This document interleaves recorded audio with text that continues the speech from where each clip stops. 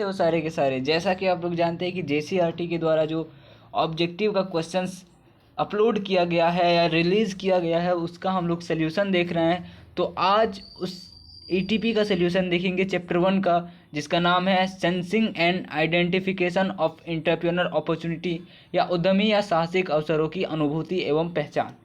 तो चलिए बिना देरी किए हुए हम लोग स्टार्ट करते हैं अपना क्वेश्चंस। तो पहला नंबर का जो क्वेश्चन है उसमें ये कहा गया कि क्या किसी निश्चित निर्णय लेने के पूर्व आंतरिक संसाधनों पर ध्यान देना आवश्यक है, या it is necessary to give due consideration on internal resources before initiating a particular decision. तो एक कोई भी तरह का डिसीजन लेने से पहले हमको ये देखना चाहिए कि मेरे पास क्या कुछ है और क्या कुछ नहीं है। जब हम ये देखते हैं तो मेरा डिसीजन लेना आसान या कह सकते हैं कि बेनिफिशियल साबित होता है। ठीक है, तो जो एक का ऑप्शन है या आंसर है वो option number A, yes it is necessary, यानी हाँ ज़रूरी है। चलिए नेक्स्ट नंबर क्वेश्चन हम लोग देखते हैं। जो दूसरा क्वेश्चन है वो ये है कि निम्न में से कौन सा अवसर बोध का तत्व है, यानी अवसर बोध का तत्व कौन सा है। Which of the following is an element of sensing the opportunity. एक अपॉर्चुनिटी को समझने के लिए, एक अपॉर्चुनिटी को सेंस करने के लिए कौन सा टॉपिक या कौन सा मोड या कौन सा ऑप्शन वो सही है। तो पहला, परिवर्तन पर नज़र। अगर आप में से कोई किसी परिवर्तन पर या आप कोई अपॉर्चुनिटी फाइंड आउट कर रहे हैं तो उसके लिए पहले ज़रूरी क्या है कि किसी भी तरह के परिवर्तन पे आप नज़र रखें। दूसरा, नवप्रवर्तनीय गुण। अब आप परिवर्तन पर नज़र रख रहे हैं लेकिन नवप्रवर्तन यानी इनोवेटिव करने का आपका कोई क्वालिटी ही नहीं है तो आप ये नहीं कर पाइएगा। दूसरा जो है समझ की शक्ति। जब आपके पास समझ की शक्ति ही नहीं होगी यानी एबिलिटी टू परवेसिव ही नहीं होगा तो आप लोग कैसे कोई चीज़ कर पाइएगा या कैसे अपॉर्चुनिटी को फाइंड आउट कर पाइएगा। तो पहले अपॉर्चुनिटी को फाइंड आउट करने के लिए आपके पास नवप्रवर्तनीय गुण यानी इनसाइट इनटू द चेंज होना चाहिए, परिवर्तन पर नज़र, फिर नवप्रवर्तनीय गुण यानी इनोवेटिव क्वालिटी, समझ की शक्ति यानी एबिलिटी टू परवेसिव, और लास्टली ये सभी चीज़ किसी अपॉर्चुनिटी को फाइंड आउट करने के लिए होना चाहिए। तो हमारा नेक्स्ट क्वेश्चन देखते हैं। नेक्स्ट क्वेश्चन जो है तीसरा नंबर, वो ये कहता है कि निम्न में से कौन सा अवसर का प्रकार है, यानी which of the following is a kind of opportunity. तो हम लोग समझे हैं पिछला वीडियो में भी कि अपॉर्चुनिटी का जो प्रकार या अवसर का प्रकार वो दो तरह का है। पहला, वैसा अवसर जो पर्यावरण में पहले से मौजूद नहीं है उसको निर्मित अवसर या क्रिएटेड अपॉर्चुनिटी बोलते हैं, और ऐसा अवसर जो पर्यावरण में पहले से मौजूद है या उपस्थित है उसको पर्यावरण में विद्यमान अवसर या एग्जिस्टिंग अपॉर्चुनिटी बोलते हैं। तो बेसिकली दो तरह का अपॉर्चुनिटी है, पर्यावरण में विद्यमान अवसर यानी एग्जिस्टिंग अपॉर्चुनिटी और निर्मित अवसर यानी क्रिएटेड अपॉर्चुनिटी। तो हमारा यहाँ एक ही अवसर दिया गया है, निर्मित अवसर यानी क्रिएटेड अपॉर्चुनिटी, ये हमारा करेक्ट आंसर होगा। चलिए नेक्स्ट हम लोग चौथा नंबर क्वेश्चन देखते हैं कि निम्न में से कौन सा व्यावसायिक अवसर की पहचान को प्रभावित करने वाला घटक है, यानी व्यावसायिक अवसर को प्रभावित करने वाला घटक कौन है। ऐसा फैक्टर जो बिजनेस प्लानिंग को या बिजनेस अपॉर्चुनिटी को इफेक्ट करता है वो कौन सा है। आंतरिक मांग की मात्रा यानी वॉल्यूम ऑफ इंटरनल डिमांड, पर्यावरण पर विद्यमान अवसर यानी एग्जिस्टिंग अपॉर्चुनिटी, निर्मित अवसर यानी क्रिएटेड अपॉर्चुनिटी। तो हम लोग ये देखें कि ये जो दो है पर्यावरण में विद्यमान और निर्मित, ये अवसर का ही प्रकार है तो ये किसी भी तरह के अवसर को प्रभावित नहीं करेगा, लेकिन जो आंतरिक मांग की मात्रा है ये व्यावसायिक अवसर को क्या करता है, प्रभावित कर देता है। चलिए नेक्स्ट हमारा क्वेश्चन देखते हैं। नेक्स्ट क्वेश्चन जो 5 नंबर है उसमें यह है कि व्यावसायिक अवसर का पहला चरण क्या है, यानी which of the first stage of which business opportunity restart. Business opportunity को रीस्टार्ट करने का पहला जो चरण है या पहला स्टेज है वो क्या है। पहला पूछा जा रहा है प्रवर्तन यानी प्रमोशन, दूसरा विस्तार यानी एक्सपेंशन, तीसरा विविधीकरण यानी डाइवर्सेशन, और चौथा उपयुक्त में से कोई नहीं यानी नॉन ऑफ दीज। तो व्यावसायिक अवसर को प्राप्त करने का पहला जो है वो प्रवर्तन यानी प्रमोशन जिसको कहा जाता है वो है। ठीक है, नेक्स्ट हम लोग क्वेश्चन देखते हैं। 6 नंबर, निम्नलिखित में से कौन अवसर बोध का तत्व नहीं है, यानी which of the following is not a factor of sensing opportunity. Sensing opportunity यानी अवसर बोध का जो तत्व नहीं है वो एक समझ की शक्ति यानी एबिलिटी टू परवेसिव ये तो है, परिवर्तन पर नज़र यानी इनसाइट इनटू द चेंज ये भी है, नॉलेज ऑफ कॉम्पिटिटर्स यानी प्रतियोगियों का जानकारी ये भी है, लेकिन आलस्य उद्यमी यानी लेजी इंटरप्रेन्योर ये एक फैक्टर नहीं है किसका, अपॉर्चुनिटी का, सेंसिंग अपॉर्चुनिटी का फैक्टर नहीं है। तो 6 का जो ऑप्शन है वो डी सही है।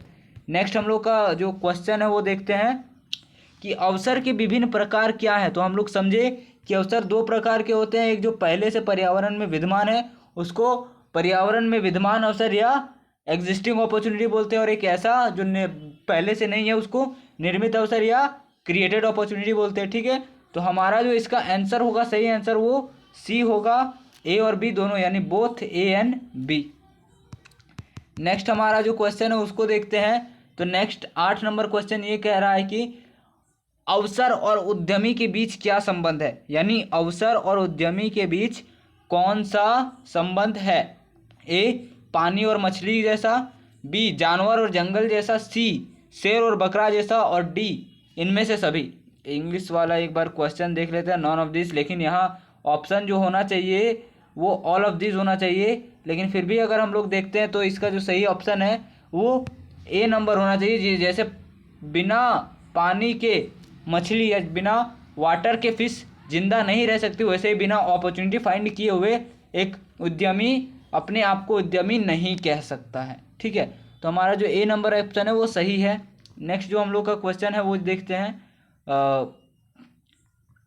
व्यावसायिक अवसर का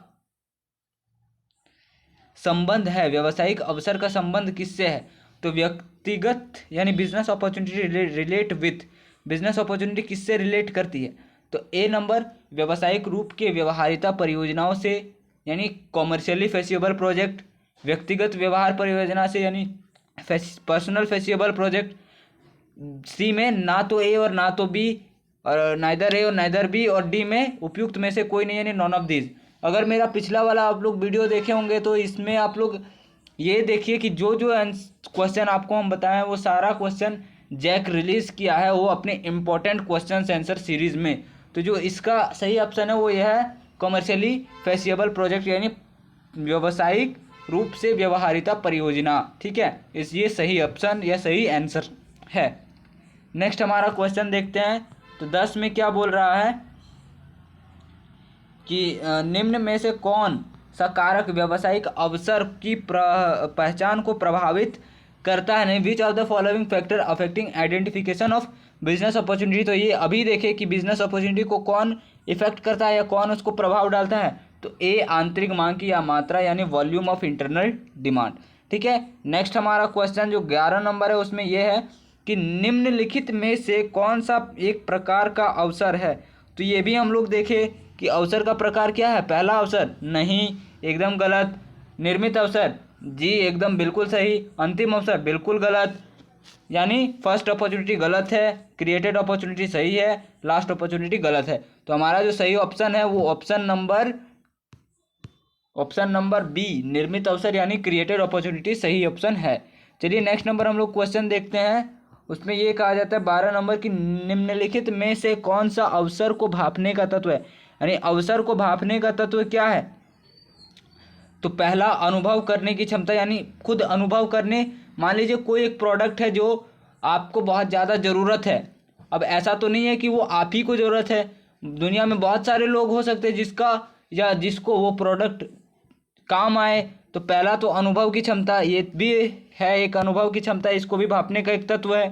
परिवर्तन पर अंतर्दृष्टि यानी परिवर्तन पर नज़र, ये भी है। अभिनव का गुणवत्ता, ये भी है। और लास्टली जो ये सभी चीज़ है वो एक पर्यावरण या एक अवसर को भांपने का तत्व है। चलिए नेक्स्ट नंबर हम लोग क्वेश्चन देखते हैं 13 नंबर। 13 नंबर क्या कहता है कि कोई विशेष निर्णय लेने से पहले आंतरिक संसाधन उचित विचार करना होता है या नहीं, यानी is it dash to give due consideration of internal resources before initiating a particular decision. तो आप देखेंगे कि दो बार तीन बार एक ही क्वेश्चन को क्या कर रहा है, घुमा के पूछ रहा है। तो हम लोग जानते हैं किसी भी निर्णय को लेने से पहले आंतरिक मांग की मात्रा यानी आंतरिक रिसोर्सेस को, इंटरनल रिसोर्सेस को जरूरी है क्या करना, देखना कि मेरे पास कितना रिसोर्सेस है और कितना नहीं है। नेक्स्ट हमारा क्वेश्चन है, जिन उत्पादों को की मांग अधिक होती है वे अधिक डैश डैश डैश होते हैं, यानी the product which are more in demand are more dash dash dash. पहला लाभदायक, दूसरा हानि योग्य, तीसरा अधिक लाभदायक और चौथा उपरोक्त में से कोई नहीं, यानी एक प्रॉफिटेबल, बी लॉसेबल, सी मोर प्रॉफिटेबल और डी नॉन ऑफ दिस। यानी जो बोल रहा है वो ये बोल रहा है कि जिन उत्पादों को मांग यानी जिस प्रोडक्ट का डिमांड ज़्यादा होगा उसका अधिक क्या होगा, लाभदायक अधिक होगा या अधिक लाभदायक, तो वो अधिक लाभदायक होगा, यानी option number C more profitable. Next number हम लोग क्वेश्चन देखते हैं 15 नंबर कि क्या कोई विशेष निर्णय से पहले आंतरिक संसाधनों पर उचित विचार करना आवश्यक है, यानी it is necessary to give due consideration on internal resources before initiating a particular decision. तो जी बिल्कुल, हम लोग ये 3 बार क्वेश्चन देख लिए कि किसी भी संसाधन को या किसी भी डिसीजन लेने से पहले उसका आंतरिक रिसोर्सेज को देखना बहुत ही ज़्यादा ज़रूरी होता है, बहुत ही ज़्यादा आवश्यक होता है। चलिए नेक्स्ट नंबर हम लोग देखते हैं क्वेश्चन 16, एक प्रबंधक है डैश डैश डैश है। एक प्रबंधक क्या है, उद्यमी है, सॉरी उद्यमी एक डैश डैश डैश है। ए प्रबंधक, बी निदेशक, सी कर्मचारी और डी जोखिम लेने वाला। है तो सभी, लेकिन हम आपको क्या बताए थे कि जब ऐसा लगे कि सारा ऑप्शन है लेकिन ऑप्शन में उपरोक्त में से कोई नहीं है तो उसमें सबसे इम्पॉर्टेंट देखिएगा, तो एक उद्यमी सबसे इम्पॉर्टेंट क्या होता है, जोखिम लेने वाला। तो हमारा जो डी नंबर ऑप्शन है वो सही है, वो बिल्कुल सही है। चलिए नेक्स्ट नंबर हम लोग देखते हैं 16 नंबर 17। चलिए 17 नंबर देखते हैं कि एक उद्यमी को रक्षा के लिए सतर्क रहने की आवश्यकता है, यानी एक उद्यमी को किसकी रक्षा के लिए सतर्क रहना जरूरी होता है या आवश्यक होता है। तो हमेशा ध्यान रखिएगा, एक उद्यमी ग्राहकों के लिए सतर्क नहीं रहता है, एक उद्यमी कर्मचारियों के लिए सतर्क नहीं रहता है, एक उद्यमी जो शेयर होल्डर यानी शेयर धारकों के लिए सतर्क नहीं रहता है, लेकिन वो पर्यावरण के लिए हमेशा क्या रहेगा, सतर्क रहेगा, क्योंकि पर्यावरण के द्वारा ही नया नया इनोवेशन किया जा सकता है या पर्यावरण के चेंज होने से ही नया इनोवेशन को देखा जा सकता है। तो an entrepreneur need to be alert to protect environment, हमारा बी नंबर जो आंसर है वो सही है। नेक्स्ट हमारा देखिए कि अल्प अवधि पूर्वानुमान अवधि कितने महीनों में होती है, यानी a short term forecasting period consistent of how many months. तो एक शॉर्ट टर्म पीरियड जो होता है वो केवल और केवल 12 मंथ्स के लिए होता है, केवल और केवल 12 महीनों के लिए होता है, ठीक है, और लॉन्ग टर्म इससे ज़्यादा के लिए होता है। नेक्स्ट हमारा क्वेश्चन नेक्स्ट इधर क्वेश्चन है, एक मिनट, नहीं यहाँ हम यहीं तक हमारा क्वेश्चन था। तो आई होप आप लोगों को सारा क्वेश्चन समझ आया होगा। इसके बाद जो नेक्स्ट चैप्टर होगा वो चैप्टर नंबर 2 होगा, चैप्टर नंबर 1 होगा अकाउंट्स का, ठीक है। उसके बाद हम लोग सारा कुछ तैयार करेंगे, और अगर आपको सारा वीडियो सोल्यूशन चाहिए तो हमारे प्लेलिस्ट पे आप विज़िट कर सकते हैं, वहाँ सारा बुक का सारा चैप्टर वाइज PDF या वीडियो सोल्यूशन अवेलेबल है। और अगर आपको नोट्स चाहिए तो आप हमारे व्हाट्सएप ग्रुप पे ज्वाइन हो सकते हैं, व्हाट्सएप ग्रुप का लिंक डिस्क्रिप्शन में दिया हुआ है। Thank you.